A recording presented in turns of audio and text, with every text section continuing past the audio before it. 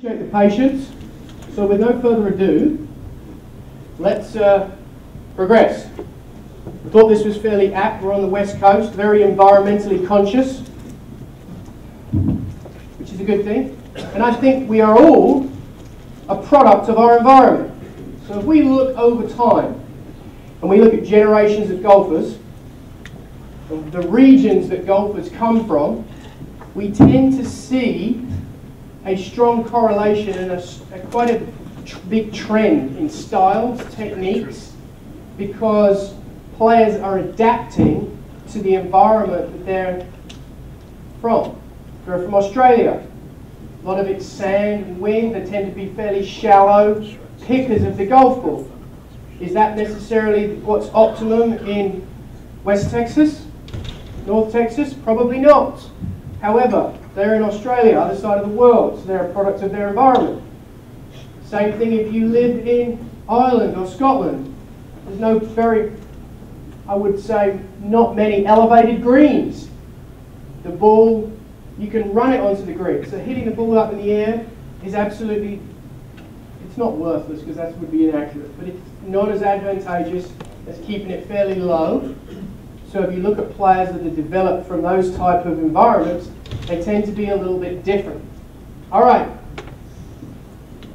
What's the biggest difference now to, let's say, 30 years ago, would we say? As a group. Let's see if we could all agree on something else again. That would be fantastic. Golf ball. Golf ball. Technology. Yeah, the lawnmowers are different. The course conditions are very, very different, which has changed the way players play. So persimmon woods, golf balls, Bellada golf balls. Is the technique that's optimum for those the same technique that's optimum for using new equipment and new golf balls? Who would say yes? Who would say no? So we all agree on something again? That's 2 for 2. I might even get 3 out of 3. That would be a bloody miracle, but who knows? So persimmon drivers, the ball used to spin a lot. We used techniques that would try and take some of the spin off. Now golf balls don't spin very much, and we're trying to put the things up in the air and send them like rockets. Now you can swing as hard as you possibly want, and the damn thing just about goes straight. Back in the day, you swing as hard as you can on those persimmon things, who knew what was going to happen? It was very much a game of, I'd say, a bit more elegance, a bit more poise. Hogan obviously was very dynamic. You had players like Snead. But as a whole, you could look at the golfers, and to quote Palmer and some other people, most of them all used to congregate at the bar afterwards. Now, most of them congregate in the fitness trailer. They're very, very different. They're different type of golfers. I'd argue they might be slightly better athletes. I'm not saying that they weren't athletes before, but it's a different era. They play differently, they move differently, and they certainly swing a lot faster. Now, is that because of the golf ball, or is that because of the clubs? Which came first, the chicken or the egg? Club manufacturers are very, very smart. Engineers are always going to be smarter than the R&A and the USGA. Dealing with a bunch of amateurs trying to hinder professionals doesn't work well, and the manufacturers will always, in my opinion, come out on top, and they'll find a way to compensate. That being said, the player has to adapt. The player has to change what they do so that they can use the equipment to better play, score, shoot lower numbers, and play well. So David Ledbetter, whether you love him or you hate him, all of us in here should be eternally grateful to the man, because he made golf instruction pretty damn cool, and it was okay to charge a lot of money for doing it. So thank you, David. I think that's key. Now, Led may have hindered as many people as he helped because of one thing, and I would say I am a poster child of this. That thing right there. Okay? As soon as we started worrying about style, guess what happened to the effective ability of most golfers? Would we all agree that they went down the... Some people it helped, but as a whole, people got far more concerned about what they looked like than where the damn ball went. Would we agree with that? Have golfers' handicaps improved or stayed the same? So we've got stuff that works way better, balls that go way further, and people still suck. Houston, we have a problem!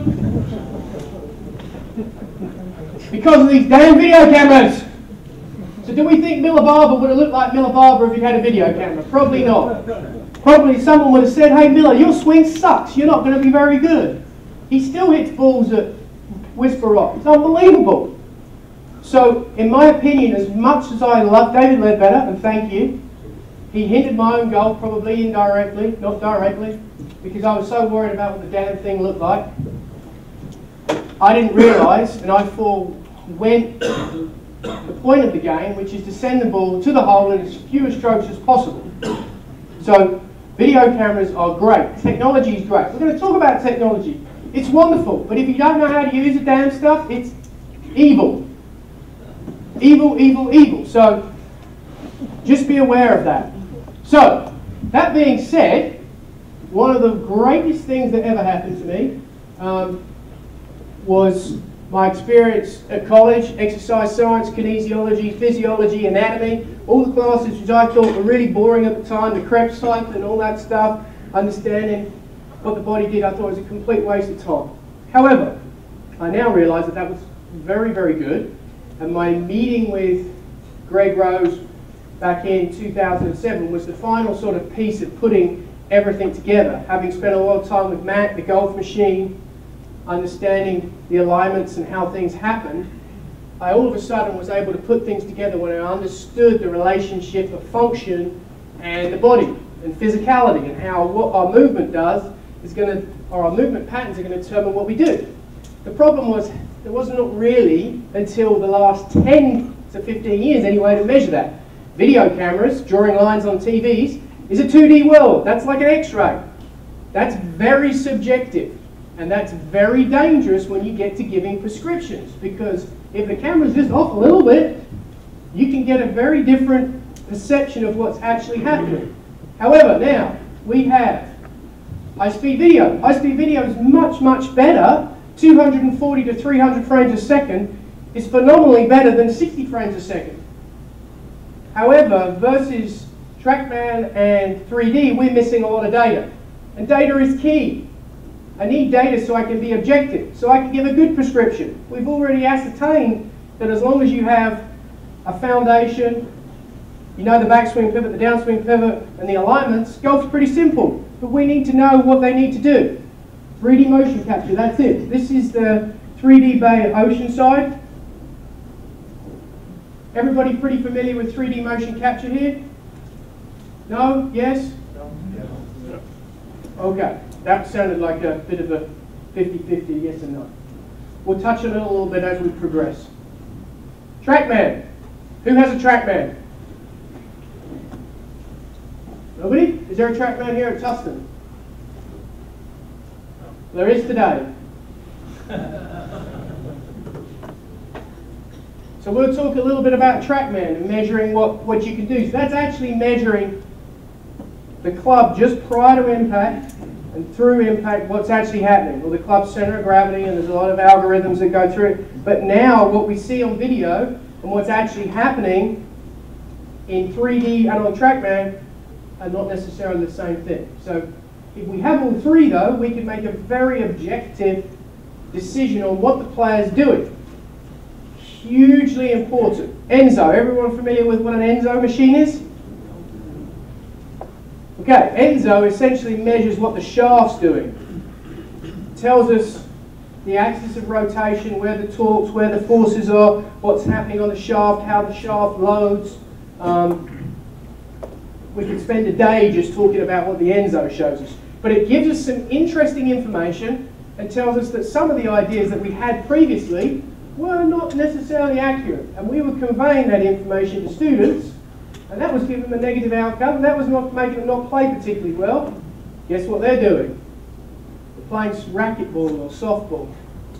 Force plates, how we use the ground, shear forces, energy transfer. You know what all the long drive players have in common? Any idea? They all weigh the same thing at impact. Do you know what that is? 0. They're pushing out the ground.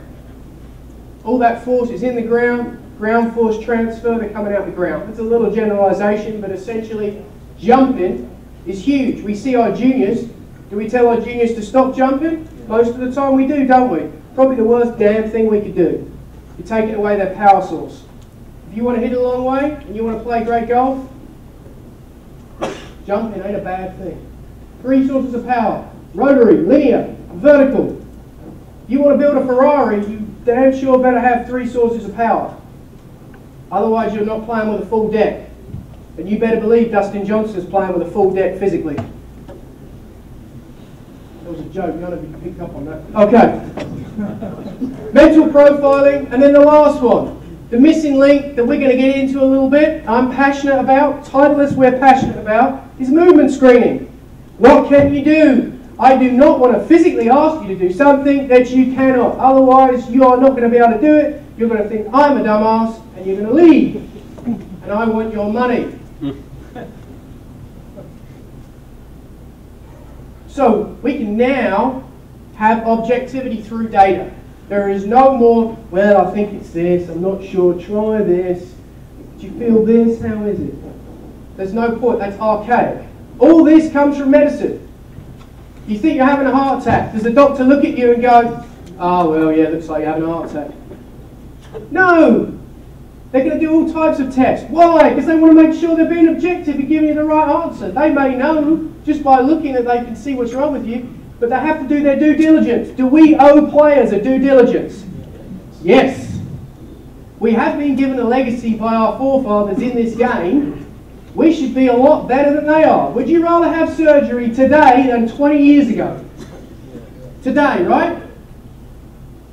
No difference. You should want to take a golf lesson now versus 20 years ago. However, I think not all of us, but some of us, perhaps haven't taken advantage of all this information. You know why? Because it's kind of confusing and it's a little bit, it's a lot for me to take in. It takes some effort.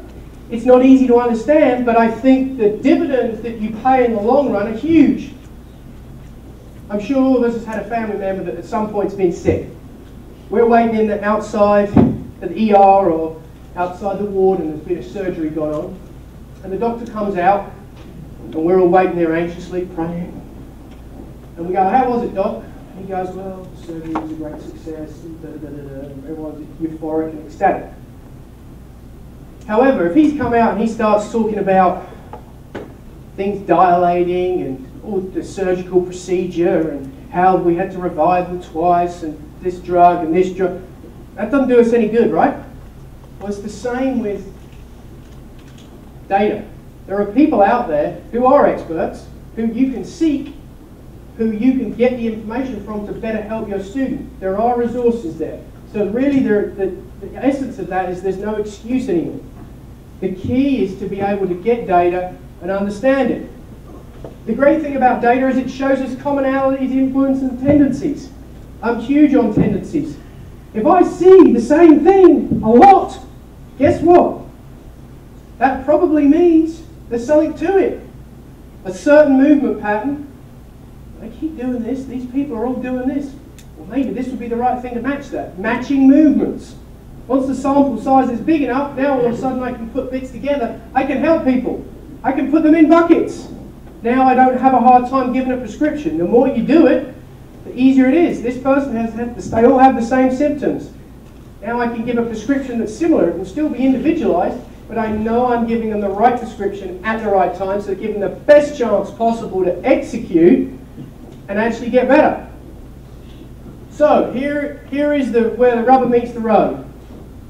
And I'm massive on this. This goes back to my Miller Barber. Efficiency over style. I don't care what it looks like. Does not matter a hoot to me. The hockey players generally have good-looking golf swings or ugly golf swings. Ugly. They look terrible if you put them up next to Adam Scott. Now, are hockey players great athletes? Do they generate a ridiculous amount of rotational force? Okay, so we've got 2 yeses. Do they hit the ball a long way? We've got 3 yeses. Yes. Yes. So a lot of times we might tell them that that looks bad and they need to do this, whereas at the end of the day, if we could just tell them, you know what, you've got a great technique for hitting it a long way, this is awesome, but when we get round the green, we're going to show you some different techniques. That hockey stuff, it's not great. If you were playing over in the UK or somewhere in Texas where you could run the ball up, it would be okay, but let's work on your short game. Let's show you how to use the bounce. Let's show you how to release the shaft. There's a different technique. You don't need a lot of power. All of a sudden now, the style that looked really ugly is great for hitting shots. We've taught them how to chip and putt, and now they're great golfers. But we don't generally do that. I know I've made so many mistakes. You learn from your mistakes, not from your successes. And I think efficiency is a much better barometer of how good somebody is versus the style. I see lots of ugly golf swings that make lots of money every single week on the tour. And I see lots of pretty ones missing cut every week on the tour. Because people are working on the wrong things, and although it looks good, kinetically, it may not be very efficient. It may not match their own DNA, how they move, their ability to transfer energy distantly into the club, how they do that. So, three of my, one former, two existing clients. Heath Slocum, Boo Weekly, Robert Carlson. 3 body types, 3 very different styles, and they're all very efficient, and they've all won a shit ton of money. But they don't swing the same way, they look different, they're physically different, so do you think I can tell them all the same thing? Absolutely not. I need to know how to measure their efficiency, how to measure what they do, and then to build and deliver a program and prescription around their physicality and the way they can move. If I don't do that, and I tell them that they should do this, this, and this because I think it's my preference and what I think everybody should do, it's my model, they're probably going to regress and they're not going to play as well as they can. So assuming, we all know about assumptions, but assuming they actually practice what you're telling them, and they don't spend their time fishing and hunting and doing all types of stuff, spending all the money they've spent years making, they ought to get better, assuming they put minimal effort in and they get the right information. Now, Jason Zubak. We know Jason's ball reached at least 200 miles per hour. So how did he do it? The energy starts in Jason's feet. Jason plants himself on the ground and winds his body up like a spring. After coiling up, he begins rotating his body forward like a whip. The power multiplies as it travels up through his knees, and with the smooth twist of his hips, the energy races into the massive muscles of his core. This is what makes Jason the best in the world. A smooth, accelerating power transfer through his body. As his arms begin to rotate downwards, the club trails just behind, and the kinetic linking turns the club into a whip. The secret of boxing is known as kinetic linking, a perfect flow of energy through the entire body. Motion capture shows that the punch starts not in the fist, but the feet. The rear foot drives backwards into the ground. Like links in a chain, the energy travels up the leg, twists through the hips, and into the large muscles of the back, chest, and shoulders.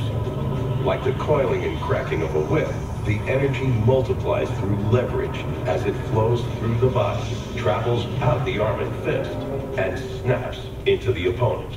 And yes, size does matter. The bigger the puncher, the more mass in the whiplash. Rory McIlroy is only 5'9", 161 pounds. But in the US Open, he bombed his drives an average of over 310 yards. Our question is, how does a golfer Rory's size get so much length off the tee? The key to generating distance is what's called the kinetic chain, drawing energy from the ground up through the legs, through the torso, into the arms, and into the club. It's an amazing indicator of the intense torque Rory uses to generate ball speeds of over 175 miles per hour, among the fastest in the world.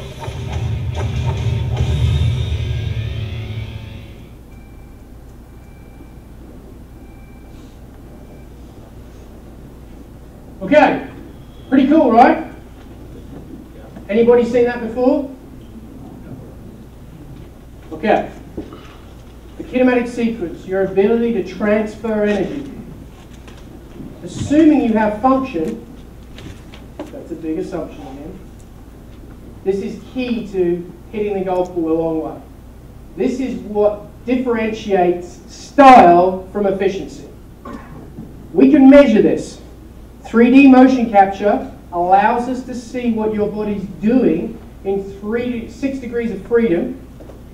Allows you just to see how you transfer energy from your pelvis, from your thorax, from your arms into the club.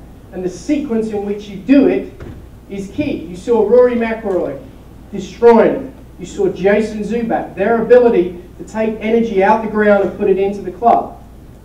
That's the key to hitting it a long way. That's the key to playing great golf. There's a strong correlation. The better your sequence is, it optimizes your chance for repeating consistent contact, assuming you hit the ball in the middle of the face.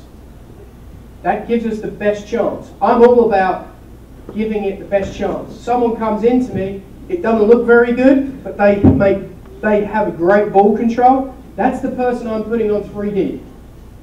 Every new student that comes to see me, they have to come see me for a 3-hour period. It's an evaluation. I do a function screen. We're going to talk about that. I do 3D. I do TrackMan. We do video. So I have all the data and I can be objective about my prescription. But I love outliers and anomalies. People that look terrible and mash it, invariably you put them in 3D, the sequence is phenomenal. So as much as TrackMan is great, if I solely relied on TrackMan to try and make people's impact numbers great, I think I would mess as many people up as I would help, because they may have poor sequence. I improve the sequence, the TrackMan numbers may get better. I'm going to hinder on that side because functionally that's the way their body wants to work, assuming they don't have any physical limitations. But before we can maximize their ability to sequence correctly, we need to know how they move functionally. If you can't move, it's very hard to create rotary ballistic power. We're all great teachers. We can teach around that, but we'd like to know that. If we have a pattern that we feel is optimum for playing golf, as a teacher, this is what I want everyone to do, but it requires rotation and you can't rotate, is that going to have a positive or a negative outcome? Good. So I'm very confident when we go on the tee this afternoon and we start talking about juniors, ladies, seniors, club golfers, and the tendencies and the buckets that they fall into, and some of the adjustments we can make in the setup, in the posture, in how we give them a prescription. I'm confident that's all easy. We're really good at that. The problem is I think we're very poor on the front part on evaluating the student. You know, a lot of people will say, well, that takes too long. You should be able to do a pretty good physical screen in about 8 minutes. So if you do hour lessons, that still leaves you 52 minutes to teach. Or actually, it should probably leave you about 45, so you can allow enough for a wrap-up, a summary, and a conclusion. According to all the learning experts, the summary and conclusion is the most important part of the lesson. I'd argue that the front end, getting the physical screen to where you know what they can do, is just as significant. So that being said, here at TPI and the 3D Beta is Greg. Greg Rose, he's in Oceanside.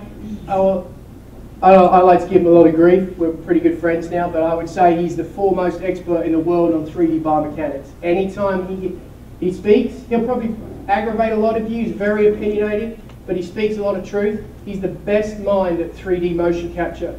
And looking at these golf swings, you can look at 3D without ever looking at video and get a good idea of whether someone's powerful, whether someone is injury prone, and whether somebody has the potential to be consistent, and what their golf swing will look like visually, just based on the graphs and the data that's spat out. That's very, very powerful. It's just like a doctor looking at a cardiogram. Huge. You don't each need to know that, but it would be great to have a resource that does. And I know Don Parsons here is familiar with 3D, he has 3D. There are experts in your area to help you with this.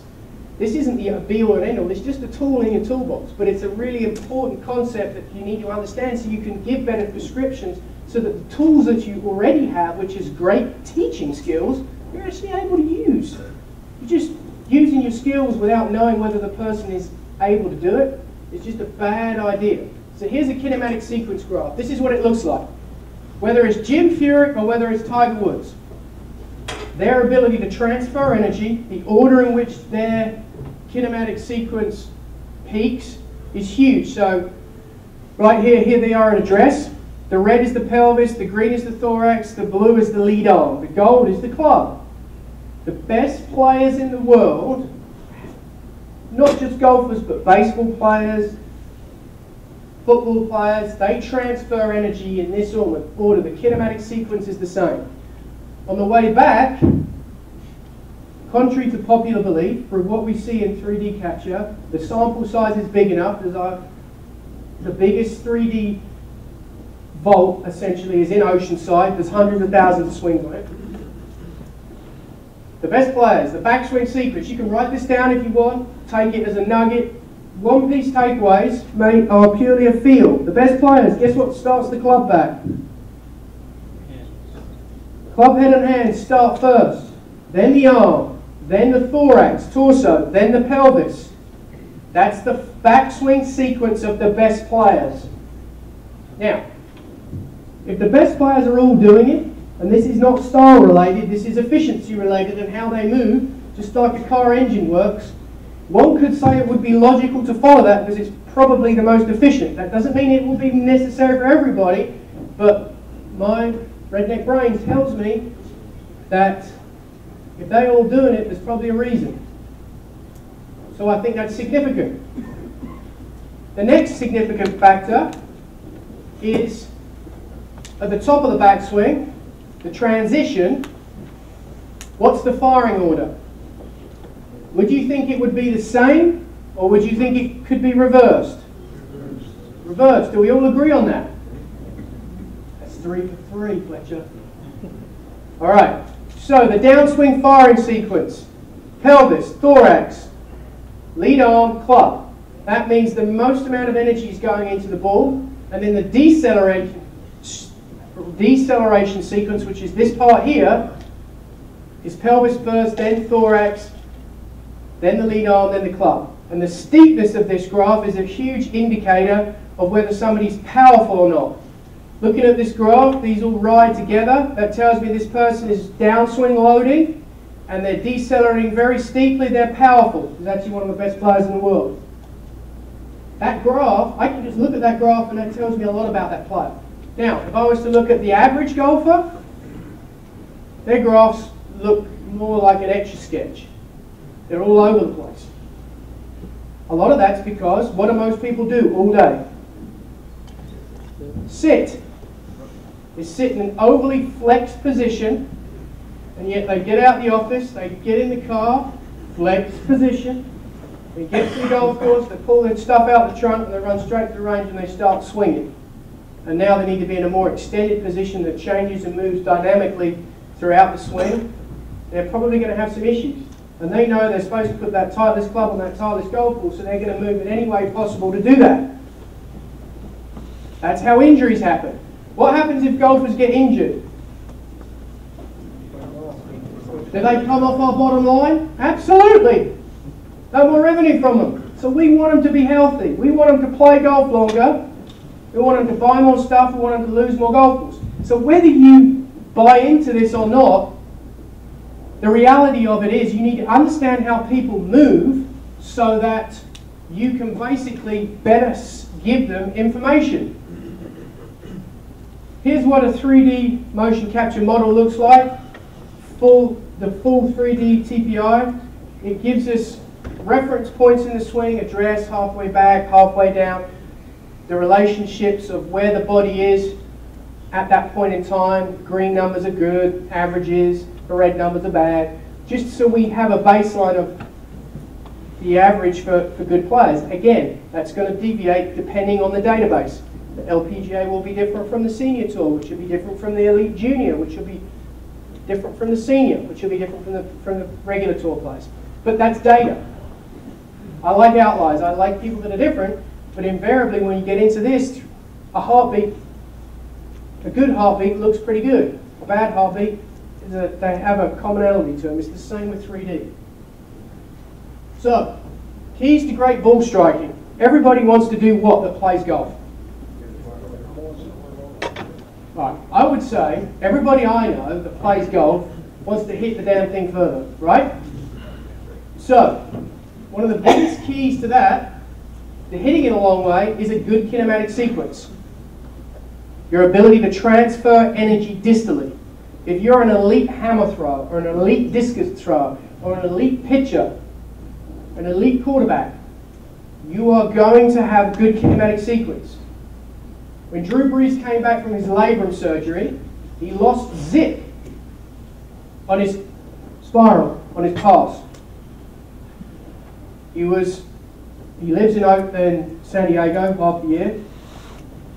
He went to Greg, because he heard things about Greg, and they put him in 3D, and his pelvis wasn't firing fast enough, or really first. As soon as he started firing his pelvis first, guess what happened to his velocity?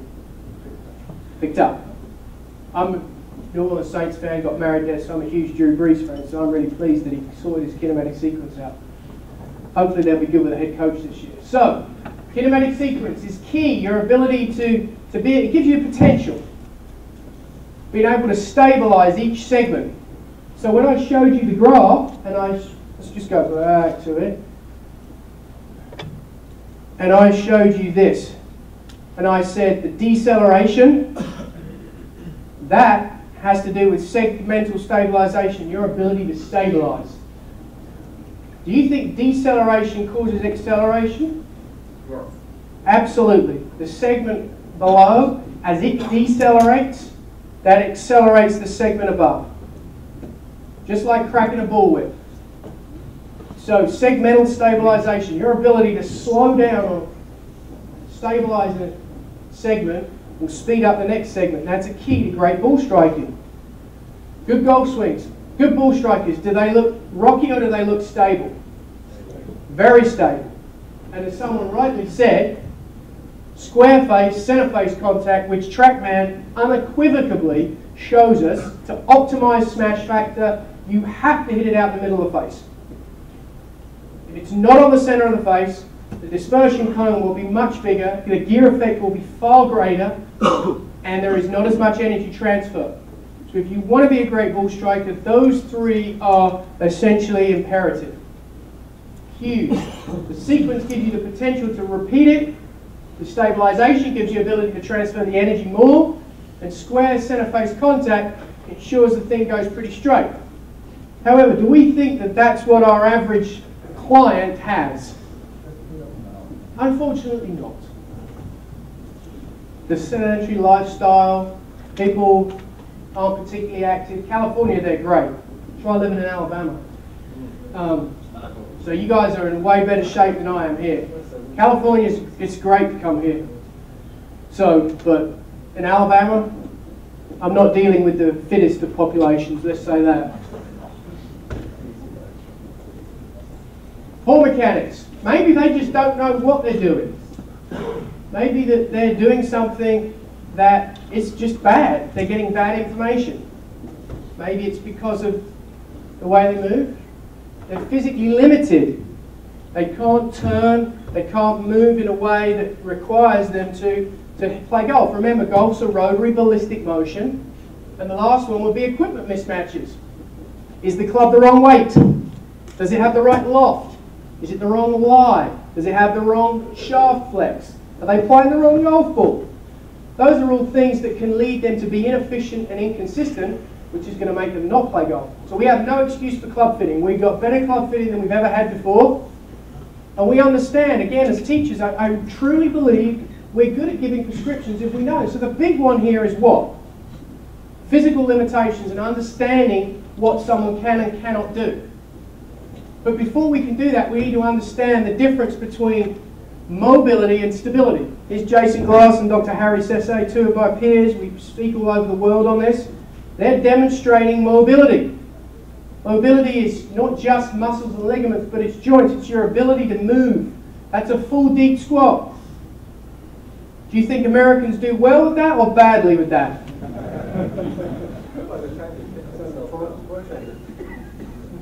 All right, now, any idea why? What do most of the rest of the world do? Walk. They do a lot of walking. We don't just sit. Okay, now, what about going to the bathroom? And you're going to laugh at me, but Asia, some other countries, Europe, sit like this. Our toilets are like this. It's great in my house. We built a house and my wife said, we need some of those high toilets. It's a joke. My kids need a ladder to get on the thing. When they were in a squatted position, World War I. Do you know what the rifle position was? This position here, squatted. Do you know what it is now? Why? Because function is shot. Why? Because people sit on their fat asses watching TV, don't do stuff, but they expect to get out of the golf course and they see elite athletes like Tiger and Tustin Johnson mashing the ball and they wonder why they can't do it. They want to buy a game, but they struggle with it. That's mobility. Stability. The ability to stabilize, to keep one segment of your body stable while the other's moving. You have to have the combination of stability and mobility. Jason is the Team Canada strength coach, one of the brightest minds in strength and conditioning. Here he is, planking with his team when they're on retreat in Phoenix. You have to have both of these. Mobility. I suggest you write this down. This is huge. This is like knowing face and path. The ball starts on the face, 75% with the driver, 25% of the path. With an iron. With the driver, it's 85, 15. So you need to know this like that. We're working with the body. We ought to understand how the damn thing works.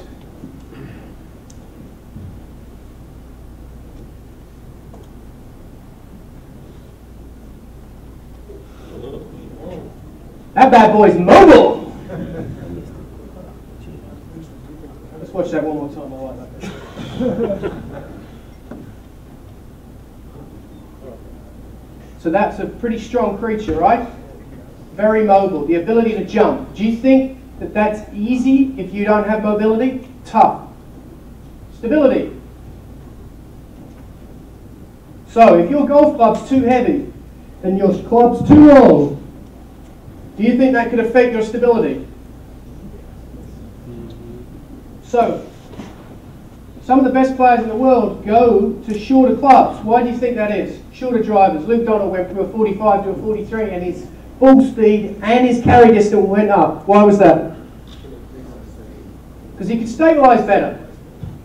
He had the ability to remain unchanged while the physics of rotation were acting on his golf club. 45 inches, too much extension, too much rotation.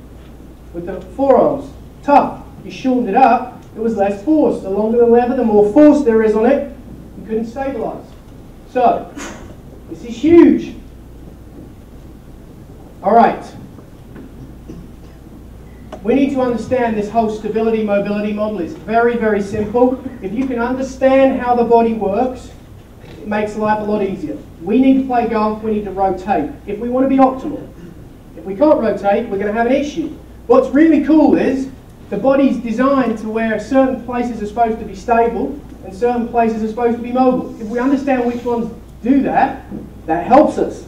The issue becomes when something that's supposed to be stable becomes mobile and something that's supposed to be mobile becomes stable. Do you think we have a problem then? Welcome to most of the golfers that we deal with. So, your foot's designed to be stable, your ankle mobile, your knee stable, your hip mobile, your lumbar spine stable, your thoracic spine mobile, your scapula stable, your shoulder mobile, your elbow stable, and so on, and the wrist mobile through the body. Now, if that chain gets broken down, dysfunction happens, now all of a sudden you have issues. Very, very hard to create a pattern that's consistent because when a joint is designed to be mobile, i.e. say the hip is tight, now all of a sudden the lower back says, oh wait a minute, the hip's tight. My job is to rotate. And do you think the lumbar spine facets are created to be able to rotate? No. That's why we got chiropractors, baby! If we ask something to do something it's not supposed to, we have to go see a chiropractor, which is great. Medical professionals are phenomenal. They're a huge part of the team component we're going to talk about. But if someone's got tight hips and you're telling them, okay, I want a really rotary golf swing, that's what I think you should do, but you don't know they have tight hips and they're doing it, and now all of a sudden they blow their low back out, litigiously, is that potential for you to get sued? Yeah. I think it is. Down the road. I generally think it's we've had baseball players sue coaches for the wrong sliding techniques. I think that was in California. I don't know if anyone read about that. Kids was slid, the wrong sliding technique, according to the kids, and the kids' parents, and they won it in court. You give someone, although we've got PGA insurance, I don't think the liability is that good. If you blow somebody's back out, they've got a creative lawyer, in my opinion, potentially we could get sued for that. Especially now, as we have functional screening as a way to assess whether somebody can move or not. This is not rocket science. It's very, very simple. If you understand how to do it, dead easy. So before we get into it a little bit, what can change that pattern? So, traumas. If you've had an accident, you've got a fused spine, that's going to affect the way your body works. I need to know that. That doesn't mean I can't make you a good golfer. That doesn't mean there's not a technique that won't work. Have you sprained ankles? Have you torn anything? Just, most people will lie to you too. Ladies are wonderful at this. You do an assessment, you ask them a history, and they'll tell you everything. You're halfway through a screen with a guy and he can't do a deep squat and he tells you he's got 2 replacement knees. I'm like, you didn't think that would be useful to tell me on the front end? Men lie. Can't help it. It's an inherent trait we all have. We're good at it though. Thoughts, anxiety, stress. We're worried, we're nervous. Why do we get worried and nervous? Negative outcomes. What causes negative outcomes? Poor technique. Going to have a negative outcome. We do it enough times, we get worried, we get scared. That's what we talked about our foundations. Toxins, what you eat, breathe, and drink. We do some work. My partner in Atlanta, we have a facility similar to TPI, and Matt Kuchar we've done quite a lot of work with. Well, Kuchar has a grass allergy that we didn't know about. Do you think that might have some type of effect on playing golf outside? Huge! Every time if he isn't medicated, he doesn't understand it, his thorax gets very, very tight and he can't turn. What type of swing style does he have? One plane. Does that require a lot of rotation or a little? So he's real screwed when he has allergies to the grass and he can't turn, right? That's huge. And then poor technique. You know, what happens if we're just using the wrong thing or we don't know? We have bad patterns from other sports that are wrong or we've not been educated. Those are things that, it's my dog. Those are things that change that kinematic sequence but affect the player's ability to be consistent. So this is a look I'm sure most of you have given me. So what now? That's great information, but what? Well, I think it's important that if I'm here, I share a little bit of physical screening with you. I wasn't going to go this route, but being as I see people looking at me like I'm crazy, we'll just go through. I'm going to give you a few screens, which I think are very, very useful. I'll do four screens that I think you can take home. Did I turn it off? It's out of batteries. Can you still hear me? Pardon? Still on the screen. Okay, can you hear me? I don't need to try it.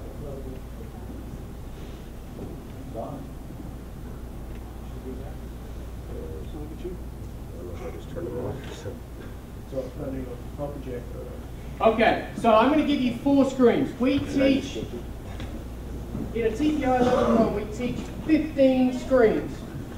They're functional movement screens. They're developed by our TPI advisory board. They're just a great tool. so that you can assess what the student is able to do. Here's Greg.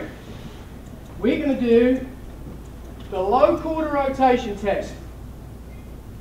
We are going to do the seated rotation test. We're going to do the pelvic rotation test. And we're going to do the torso rotation test. And maybe the pelvic tilt, that's 5.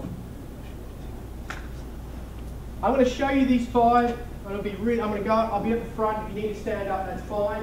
And I'm just going to explain to you why they're useful. When we go on the lesson this afternoon, I will show you essentially how to do these.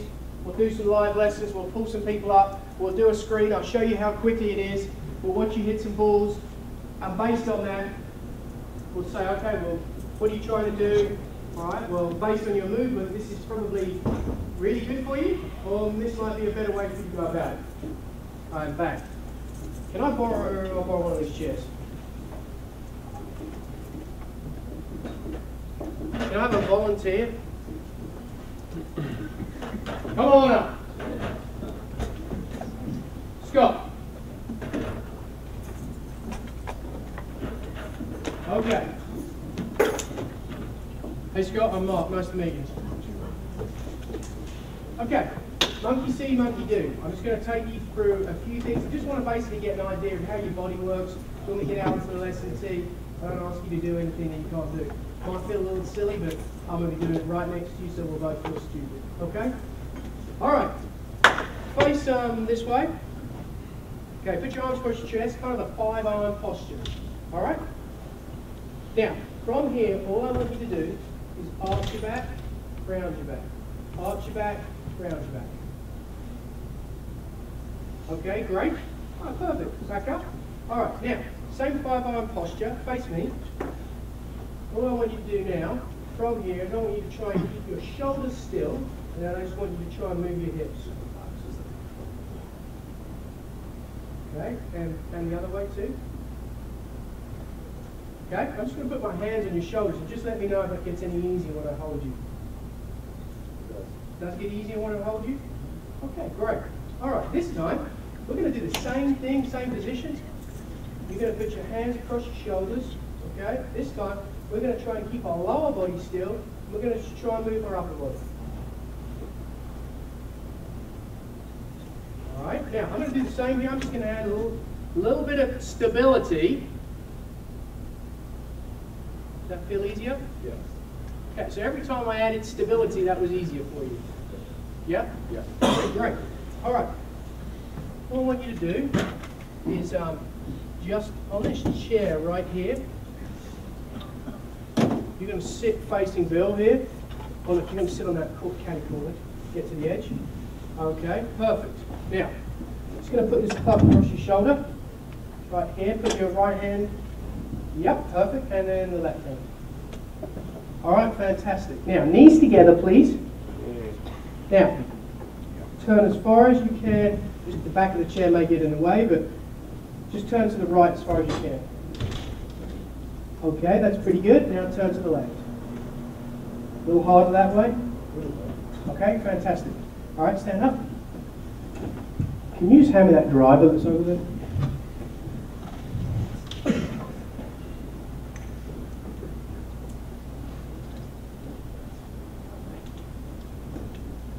Okay. All I want you to do is put your right leg down, put your left leg here at the side, and I just want you to turn as far as you can to the right and as far as you can to the left. Okay? All the weight's on your right leg. The left leg can do this. It can just float around, don't worry about it. Okay? Hands on your hip, just pull up your shirt, just want to see your belt buckle. Okay, rotate to the right as far as you can. Okay, and then rotate to the left. Okay, one more to the right. Okay, one more to the left.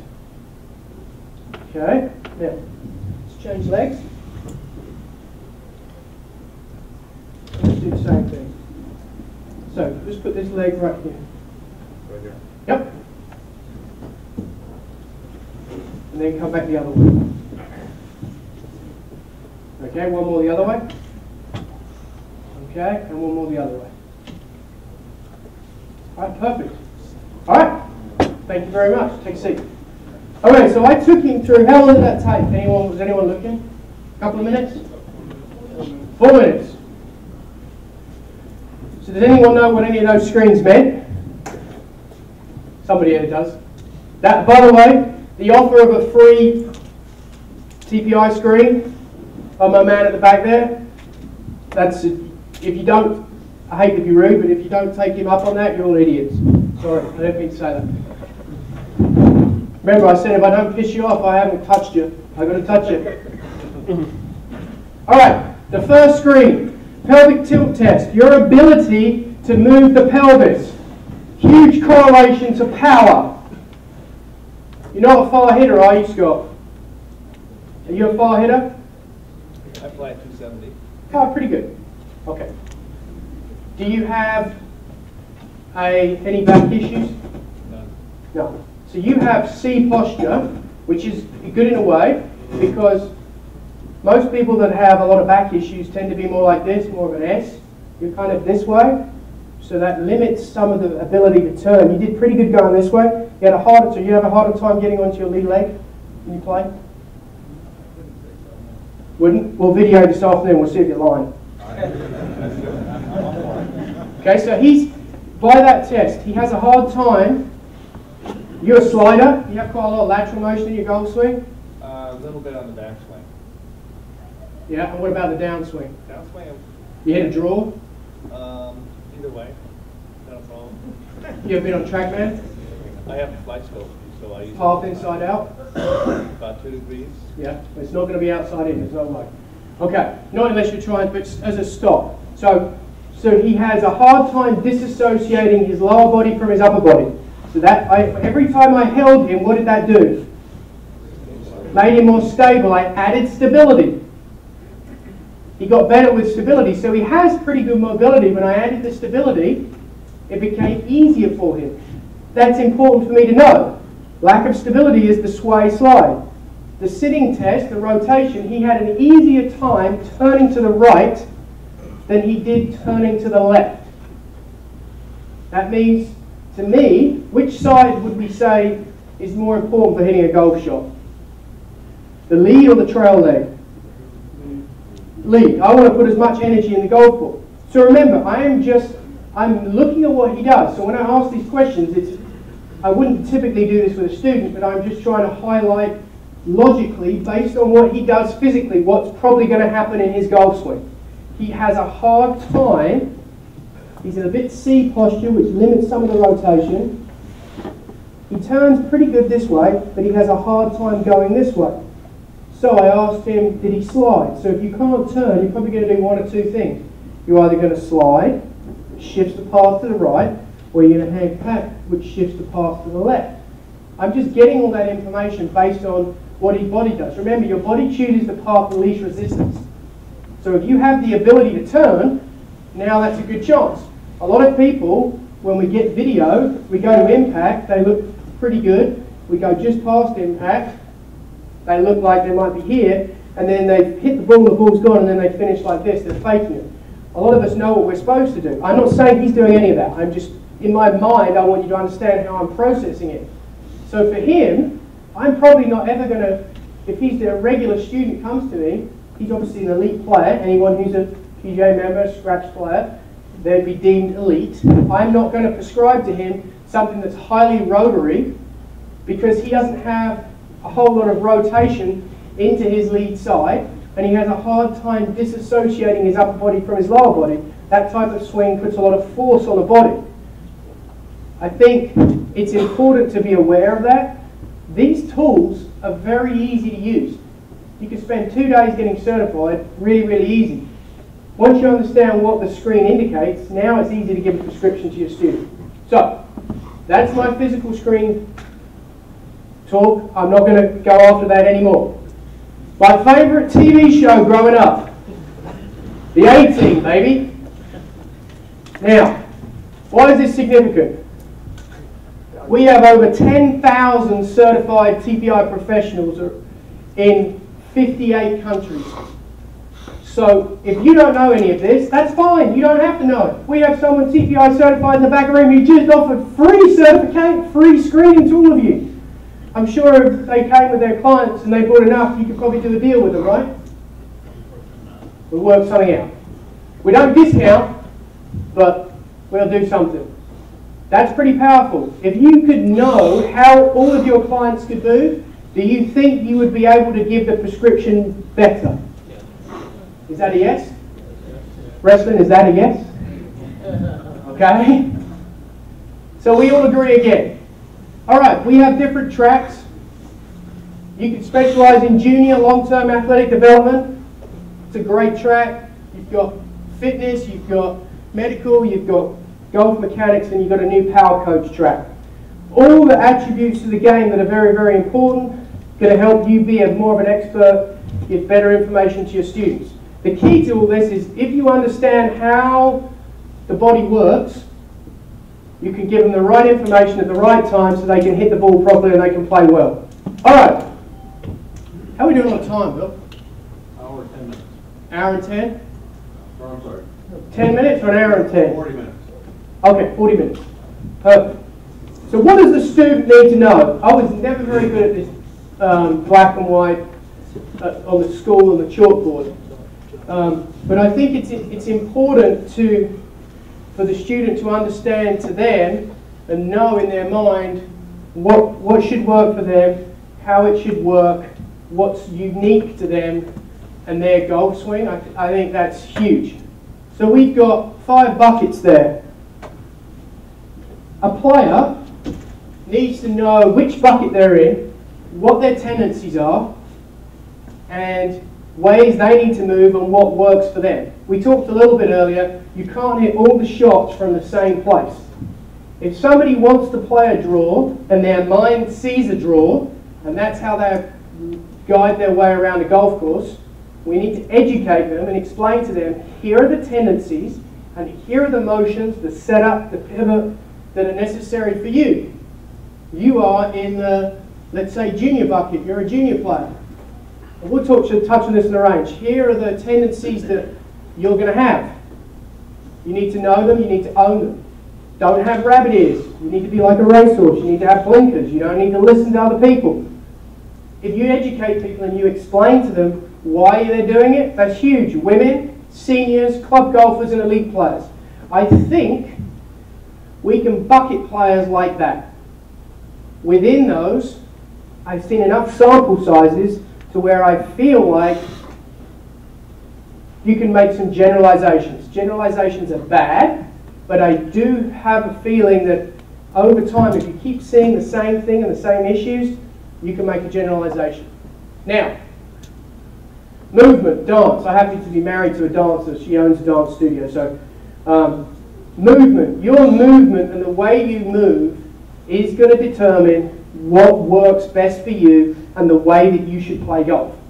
If you try and play golf like Tiger Woods, and you don't look like Tiger Woods, and you don't move like Tiger Woods, do you think that's going to have a positive or a negative outcome?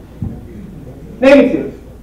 Now, I will, candidly, to this very friendly Southern Cal section, admit to having more than once pulled up Tiger Woods next to a middle-aged, overweight, inflexible, stubborn, hard-headed mule redneck and said, this is what Tiger does, you should do this. Do you think that had a positive or a negative outcome? Absolutely shocking. Anyway, his movement was such that he probably was not even going to ever, the closest he was going to get to Tiger would be watching a golf tournament that he was in live. So, understanding your movement and owning it. How do you know what your movement is? Screening, functional movement. If you're not screening, you're guessing. Guessing's like playing roulette. I like roulette, it's pretty cool. But guessing can be dangerous. You can win a lot and you can lose a lot. In the long run, you're probably going to lose. So understanding movement is huge. But I think your student should be able to be self-sufficient. When we play golf, we want people to, we talked about it in our foundations, know your tendencies, what they are, and how to fix it. But when we play golf, when stuff goes wrong and we're in a tournament, invariably we need to be able to ask ourselves 3 questions. Why did the ball start there? We'll get back to that one. Why did the ball curve that way? And why did the ball go that far? If we could answer those 3 questions when we were playing golf, you'd probably have pretty good ball control, right? Assuming you're an average chipper and putter and you could get the ball in the hole, to me, those 3 questions from a golf standpoint would be pretty good. Would anyone dispute that? This is great. No contention. It's disappointing. I know, it is falling away. Alright. Center of gravity. I just want to cover this. Assuming a club's center of gravity is in the middle of the face, why did the ball start there? If we hit it in the middle of the face, the ball will start pretty much where that face is orientated. It's about 85% with one of those nice 913 drivers, so let's just say it's on the face. 85 is so close to 100, I'm going to go to 100, I'm rounding up. So if the ball hits in line with the club's center of gravity, wherever the face is pointing, it's going to go straight. Do all of you understand that a club rotates around its center of gravity, not the hosel? Yes? Yes. Okay. So the club does not rotate around there, it rotates around here. Now, here's a problem. Do you think that's in the middle of every club on a driver, or do you think it varies from manufacturer to manufacturer? Do you think reps know every rep? Up Titleist do, but other than that, do you think reps know where the center of gravity is in their clubs? Not necessarily. So if you're a player that's been playing a club that's center of gravity is here, and you change and it's over here, that could have a massive dispersion out here, couldn't it? So those are things to be aware of. Why did the ball start there? Gear effect. These clubs are all designed, if you hit it in the toe, the ball wants to draw back. If you hit it in the heel, it wants to cup. That's a whole nother discussion, but why the ball started there, center face contact is massive, it's huge. The way you move gives you generally at speed the best chance to do that. Why did the ball curve that way? So if the ball starts on the face, what makes it curve?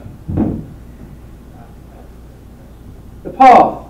Can you see the path on video? Yes or no? Yes. You want to bet on that? Yes. If the camera's set up perfect and it's at low point, possibly. But arguably, it's not as accurate as, say, TrackMan. But what makes the ball curve is spin axis. Everybody familiar with spin axis? Yep. D-plane? Everybody knows all that? I can skip past this slide. Or any questions on that? I'm taking that as people aren't really sure and nobody wants to say they don't know.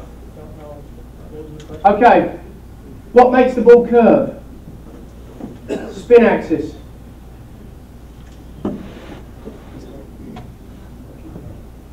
So, the difference between the club path and the club face creates a vector. 2 different lines. The bottom vector is the club path, the top one's the club face orientation. The difference between those 2 tilts the axis of rotation on the golf ball. An aeroplane. I'm an aeroplane. Flying down the middle of the room. Flying straight. If I want to go left, which way do I bank my wings? That's what happens. All golf balls. Guess what? Side spin is not a phenomenon that exists. You could argue that gear effect creates it, but essentially side spin is it doesn't exist. Every ball backspins. It just depends how much the axis is tilted. The longer the club, the more spin axis there can be because the less loft there is, and the more you move these 2 vectors with less loft, the more the difference is. This is a whole other talk on its own, but I just wanted to cover it because you need to know what makes the ball curve. The difference between the face and the path, the way your body moves is going to orientate the path. Your ability to control your alignments is going to control the face. That's important if you're on the golf course. If your body's moving in a way that doesn't allow you to have a repeatable alignments, your spin axis is going to be jacked up. Jacked up spin axis means left rough, left OB, right OB. Not good ball control, miserable golfer, bye-bye, no more golf, no more money for us. Why did the ball go that far? Everybody wants to hit it a long way. Smash factor. We all know here, because we're experts, that if you want to hit a driver a long way, it's more optimal to hit up on it. We all agree on that? and down for an iron. But we need to orientate the path and the direction we swing relative to that. But what happens if functionally we can't move that way? We need to compensate for it, so we need to know that. But our golfer needs to know, hey, I've got 150 yards on my irons. My irons go a little further than my woods because here's my tendency. They need to be able to do that. They need to be able to own it. They need to be able to implement it. They need to be able to play out the right side of the brain so that they can play to their best potential. These are tools they need to know. We take it for granted. That's why the 10,000 rule effect, 10,000 hour rule is such an important effect, is because it takes a long time to accumulate and assimilate all this information. However, we have one of these bad boys. Like I said about technology earlier, it can be great and it can be very dangerous. If you understand all the parameters as this thing spits out, it's great. If you don't, it can cause you some serious issues. You can be telling people to do one thing and they may actually be doing another. Assuming they've got center-face contact, the information that this thing spits out is phenomenal. However, like any device, it has error in it. And if you do not have center-face contact, do you think the data is accurate or skewed? Skewed. This is running on algorithms. Some of the parameters are measured, some are not. So, data is only as good as its collection. We need to know these things. So here we have Kevin. He's hitting a fade here. The club path is the blue line, the club face is the red line. From a player's perspective, I really don't let them see these numbers. These numbers are pretty much never going to be up, other than maybe the spin axis number. The positive number on there that says 1.8 on the far right, that is huge for making the ball curve. So if it's positive, that means the spin axis is to the right. So what would you think the ball would do there? Okay. So his path's left and his face is right of the path. And the swing direction is left of the target. So he's hitting what I'd call a fade, starts left and works back towards the target. Everybody can see that? Yes. There's a draw. The path's right and the face is left of the path, and that spin axis number is negative, is it not? So the plane's banking its wings which way? That's a draw. You notice the difference here on the face angle? Face angle is open to the target. So if I told you you hit draws with an open face and fades with a shut face, would that be a bit of a conversation starter? Yes. Regrettably, we have been given some poor information over time, and that point has not been well communicated from generation to generation. I certainly didn't know all that when I started teaching. I was more in line with the start of the direction you're swinging and the face made it curve. Remember, I told you I've learned more from screwing stuff up than I have from being right about things.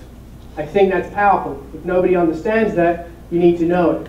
To create the spin axis on a level angle of attack, let's just throw out angle of attack because that affects things. But on a level angle of attack, if the face is right at the target and the path is right of the face, the ball's going to draw. And if it's left, the path is left of the target and the face is right of the path, the ball's going to fade. Can we all agree on that? Okay. I think the student needs to know that. If they want to make the ball curve or they have a draw, they need to understand that relationship and how to create that relationship with their body. Now, Scott. Yes. Scott had a hard time disassociating. No. And none of the... Understand one thing too. On the physical screen, none of that means that you're a bad golfer. Just that's how your body moves. So there is no correlation to a bad screen and a good golfer. Okay? And vice versa. It doesn't mean that just because you have a bad screen, you're not going to be able to play very well. All right? I don't want you to think that. But you had a hard time disassociating. So for you, which means the lower body going first, for you as a good player, you're going to work more this way. You're going to be more prone probably to the path being more out to the right, so you would need the variables that match that. You'd be more of, when we get into this, what I would call a closed thorax player relative to the target, not an open thorax. So he has a set of parameters that are relative to him. And here's a fade and here's a draw. So fundamentals, your backswing, your downswing, your alignments, all of that is essentially what's going to determine how you are. Now with the fundamentals, some of these videos are shot, Dave Phillips at TPI and I, these are in our manual for our golf mechanics, but from a fundamental standpoint, controlling what controls the direction, we'll get into this afternoon. Once you understand the function, how somebody grips it, their alignments, their ball position, the distance from the ball, their stance width, their weight at address and the side bend, the shaft length, their pivot motion, whether they're centered or whether they're pivoted to the right. These are all pre-shot and backswing motions which determine what you're going to do, and they're all options. They're essentially an infinite number of variables that each of us can use with students. But we need to be aware of them, and we need to be understanding that some of them are more conducive to a draw and some of them are more conducive to a fade. And as I told you, when a player tells you they want to move it both ways, you better be damn sure they can physically move in a way that the pivot allows them to be able to do that. Because if they have dysfunction and they want to work both ways, inherently they'll be better at one than they will be the other, and the time they try and do the one that they can't move well in, guess what happens? Inconsistency, poor outcome, negativity, not good. The instructor's fault.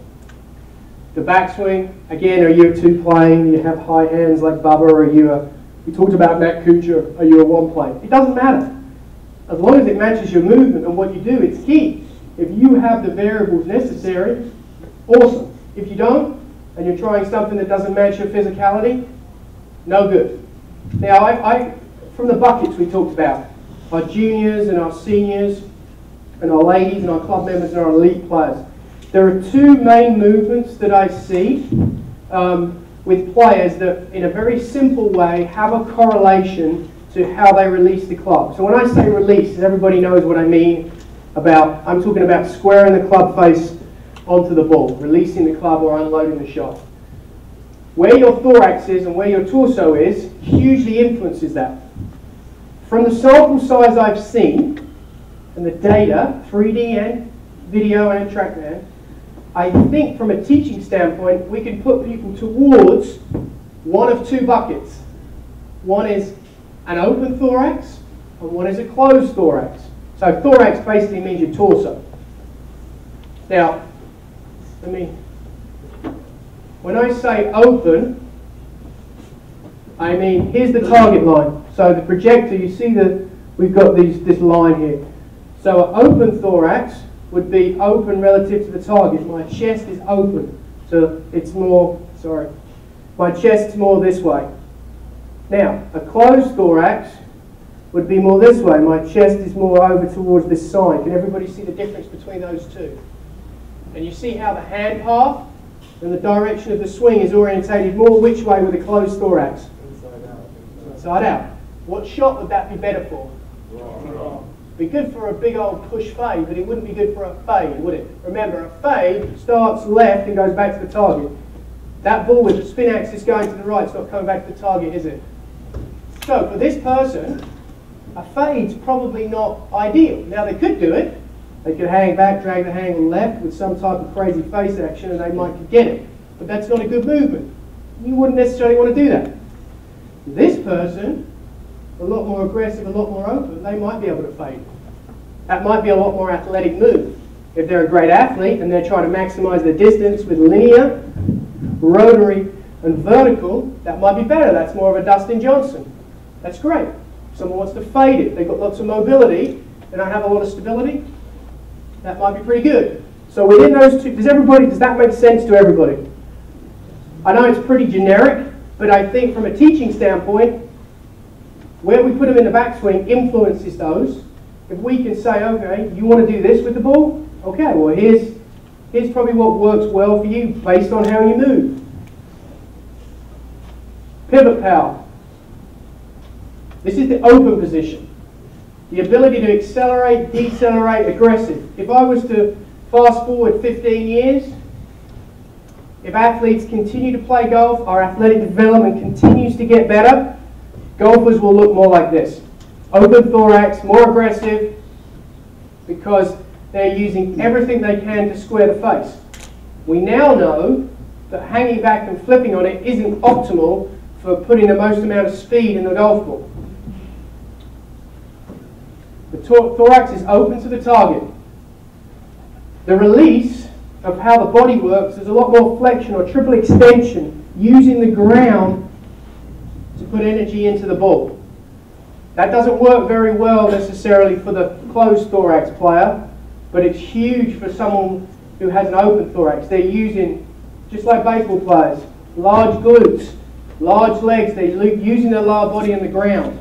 Golfers are looking more like athletes. They're strong. Their lower bodies are strong.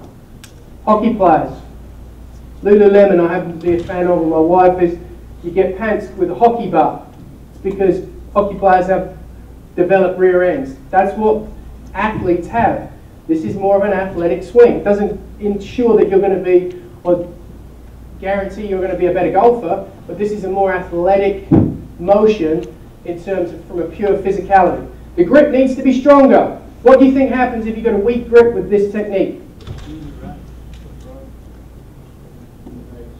The push fade, 100%. This damn thing is so far right, it's not even funny.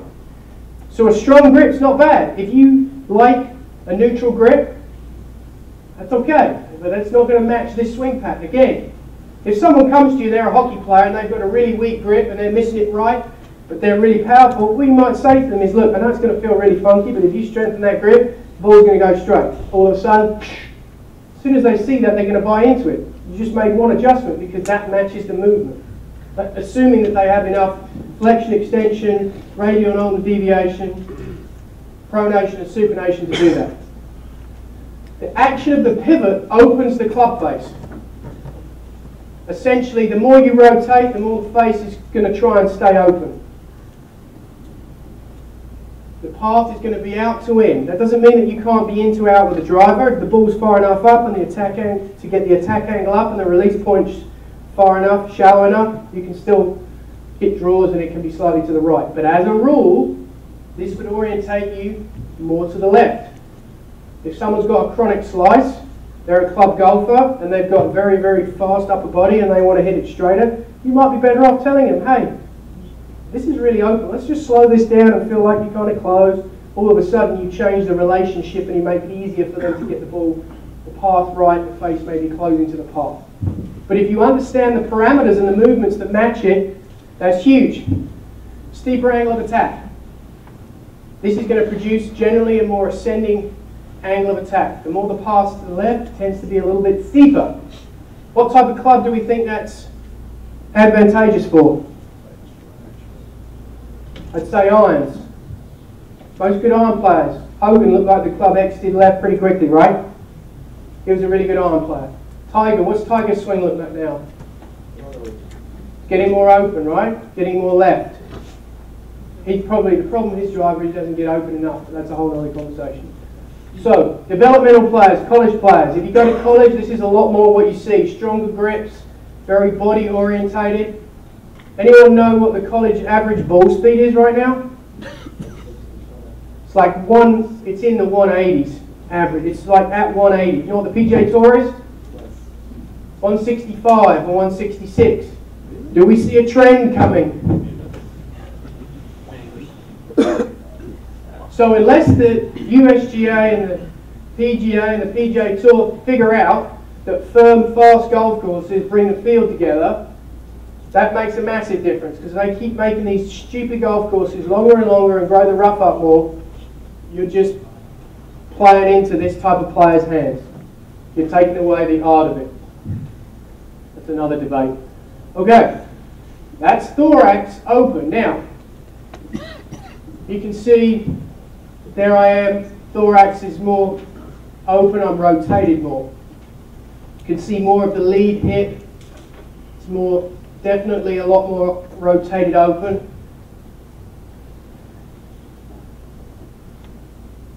this is these are actually mixed up. I'm going to go. Sorry. Okay. This is a 2-thumb grip. I've had a lot of success with this with a strong grip. So it's called a 2-thumb. I actually have one here. I'm going to show you. I'll show you this afternoon. It is a putter grip, and it's turned 45 degrees to the face. Now, I was talking with a gentleman earlier about macro gradients, spending time with Matt. I've got one of these grips. And I was saying, one of the genius things about Matt was the strong grip and how he would talk about releasing it. I didn't fully understand it in terms of how the club totally moved. But from what I've seen, when you this is a 2-thumb grip. It's actually a putter grip, but you can turn it 45 to the face, so it has a flat edge. I'll show you on the range this afternoon. This release, which is more flexion extension, which generally means you take your wrist and you go, this would be flexed and this would be extended, with a very rotary swing versus the closed thorax we're going to talk about, which has a lot of this. The open thorax, the release, if this is turned 45 to the leading edge of the face, the release is a lot more this way. You're just cocking the club in the plane of the shaft. But that matches an open thorax. Now, it doesn't match someone who's closed and they work this way, but the beauty of the stronger grip, you just hold on and you rotate the hell out of it. The net effect is the face is square. You can hit draws from there, but you would never want this axial release with the open thorax position. To me, that's a huge nuance. Those movements don't match. But previously, we didn't necessarily bucket things together like that. There will be still people who argue with this. But if you look at some of the best players and the way they release it, you can release it axially if you're excessively fast with the hips, but it doesn't necessarily match. It's a lot easier to tell someone who's not played much golf that you can just do this, the grip's strong enough, than it is they have to turn it, cock it, uncock it, roll it, time it all up. Remember, we want people to play golf, good athletes, give them a strong grip, tell them to rotate the heck out their body. They'll probably do pretty well, especially with the modern club technology. I think that's important. We want more people to play. We need to show them patterns that match.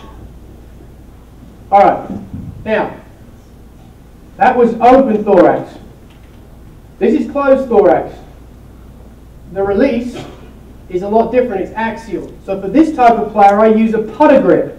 I put the putter grip perpendicular to the face, so now they have a reference to getting the club face square at impact as a flat edge. This would be someone like a Chappell, who's very much a rotational player, wants to move the ball both ways. There isn't a bias in there. This is huge. This is something I encourage players to do. Let's talk about closed thorax. So everybody pretty familiar with that now. When I say open thorax, the chest is more open. You understand the commonalities, the tendencies with that. Pretty useful? Makes sense to everybody? Okay, great. Closed thorax. Question? One quickly. It sounds like the same.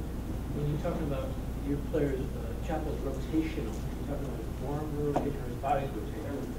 Everything is, but he's more of what we call axial rotation, which is the shaft doing this. And the reality is, the faster you swing, the more axial rotation you have. The Enzo machine shows us that. That's not me just saying it, and that's science measuring it. So if you can't inhibit centrifugal force in physics. Physics is going to happen whether you're in Australia, whether you're in London, whether you're in LA. But you can manage it and you can work with it. So the stronger grip is a better match if you're really, really fast, because it helps the face not get open. Dustin Johnson, everyone says that he's really shut at the top. Well, if you know how fast his hip speed is and how strong he is, that nets out to a square face. If he got a flat wrist at the top and a perfectly looking position, you never heard of him because he's being the right rough all day long. So those tendencies are huge. So that's what I mean by rotating the face. All right. This is more of a linear kinematic sequence. Some pretty interesting research has recently gone on.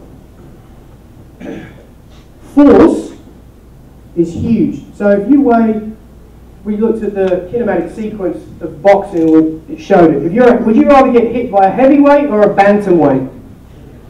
Bantamweight, right? So you may not have a lot of speed, but you may be able to produce a hell of a lot of force. You're going to have a lower hip speed,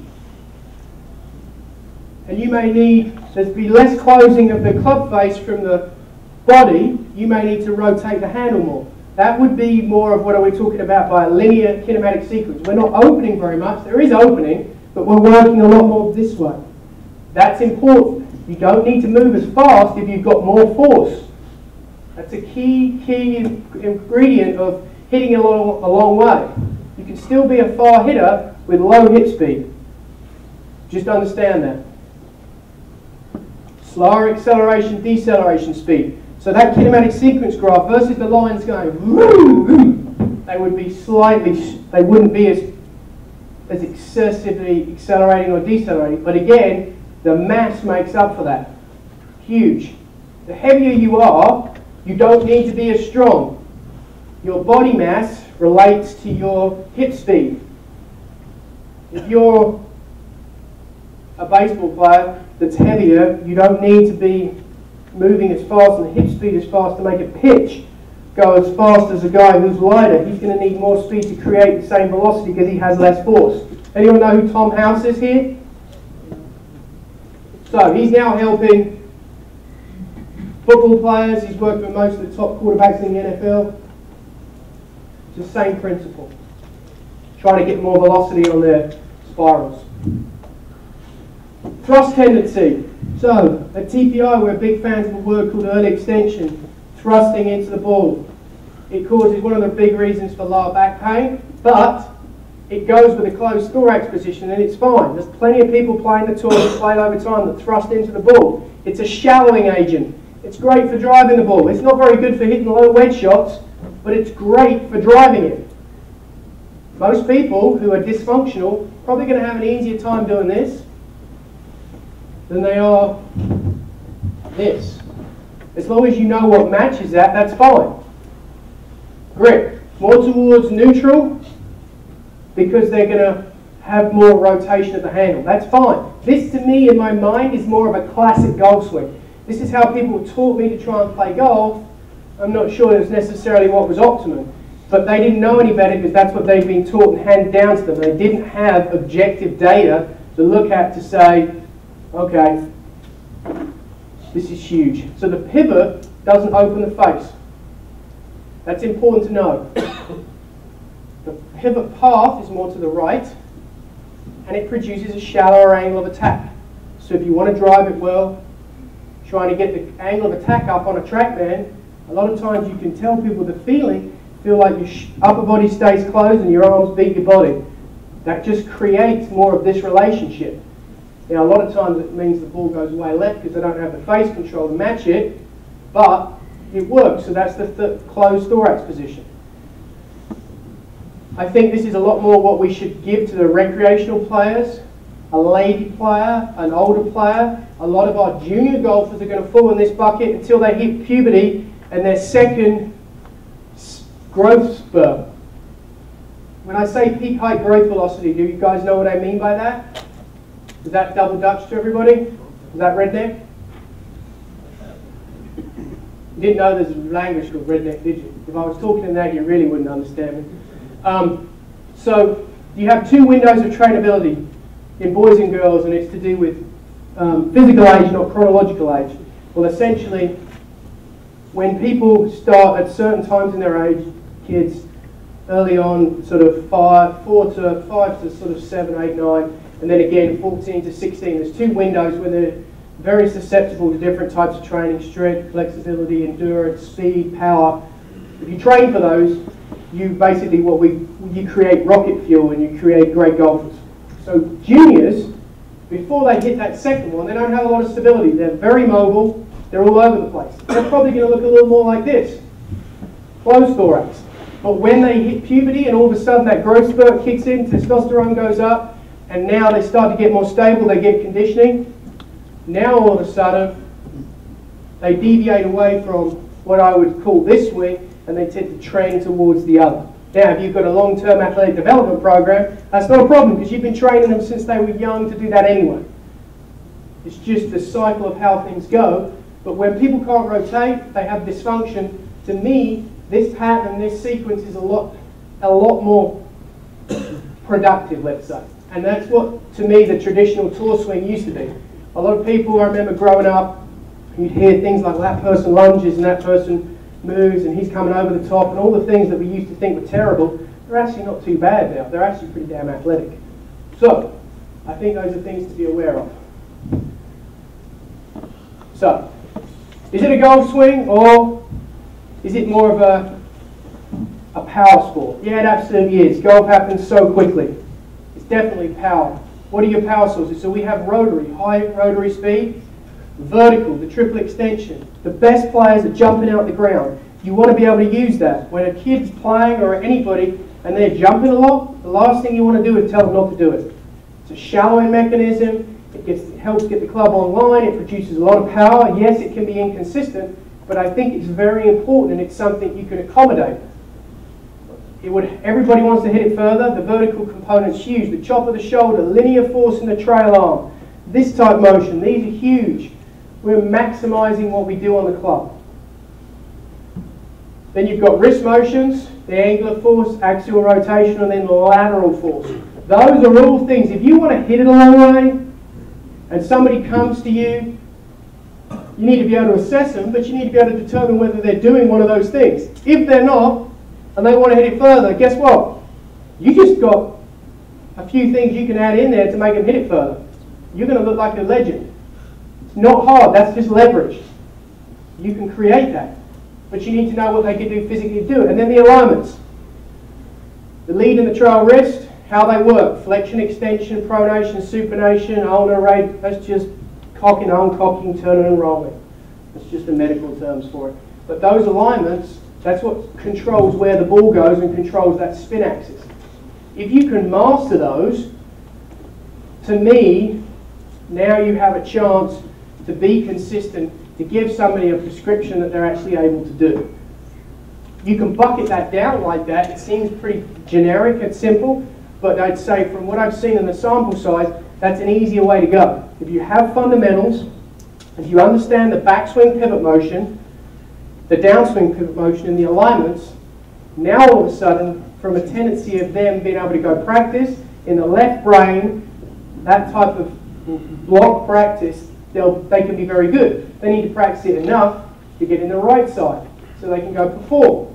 The key to all this is being able to physically move in a way that allows you to practice enough in the foundational work. You're not going to know that unless you assess them physically. If you can do that, it doesn't take very long. It took 4 minutes to do those 4 or 5 screens. You can pretty much do all 15 screens in about 8 minutes. The more you do it, the more you can see whether somebody's more prone to be an open thorax or a closed thorax. Then in turn, what release pattern is going to work best with them.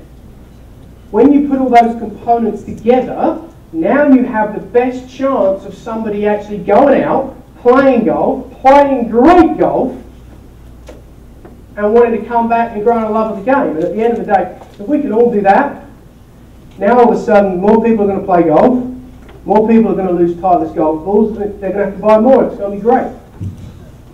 So, any questions on any of that this morning? We haven't even got into coaching and teaching yet, the differences. But I know we've got to eat lunch. Yes? My understanding that with the open thorax position, most of your power is going to be rotational force to the body. You're still going to have vertical and you're still going to have some linear, but it's a lot more, it's a combination of all of them. Essentially it would be a Ferrari. It's the maximum amount of power. And what about the closed thorax? How are they getting their power? A lot more linear. They can still jump up, but they're not getting the benefit of a lot of rotary motion. So on a 3D kinematic sequence, their rotational speeds tend to be lower. Now, some of them are still far hitters, like a Lee Westwood would be more slower. This is still opening. Don't think the thorax isn't opening. The question was, what power source to someone who is more closed? They're still open. They're just not as open as much and moving as quickly. So you're trying to get that move into the ball faster on a linear? Yeah, if you can, absolutely. 100%. Just matches, and that's why you get more of this motion as well. Because the body's keeping the face from getting closed, it tends to be more out to the right. There's one over here, yes. Last item was the power sources of lateral forces. That's why you saw somebody that has the closed thorax. Yep. And More as power, more lateral forces. absolutely. Correct. Encouraging that. So some people don't like slide. Excessive slide's bad because it puts excessive pressure on the lower back. But slide within reason. Rotary, more. He had both. Yeah. He had, I think he had both, and he definitely jumped out the ground. So he has to have rotary. He has lateral when he comes up. I would say he had all three, and the way he hit it, he would be more of max CP model than he is a CF, especially with the shorter clubs. The longer clubs, he would be slightly more CF. But I think he's a combination, but definitely more rotary. When somebody's jumping because of a mistake, like shaft too steep or something like that. But that's a shallowing mechanism. I don't think it's necessarily bad. I think you can accommodate it. If they're a jumper, they're a jumper. They're going to go to where their power is generally. If they don't have any mass or any strength, a lot of times you see this, it's a reaction. If you can accommodate it, you wouldn't want to take it away, then it won't hit it anymore. So, yeah, it can be, to me, people see it as a fault. I don't think it's a fault. Why is it happening? It could be because they're weak somewhere else. You're not going to know that until you measure it, too. Their core and their upper body's not developed yet, so they're jumping because their power is their lower body. Because that gets stronger first.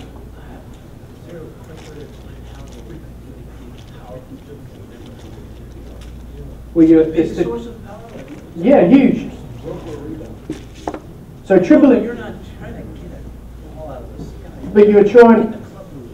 But you've got to understand that this component, the more you can use this, that pelvic tilt test I did, that's jumping. That's your ability to use power.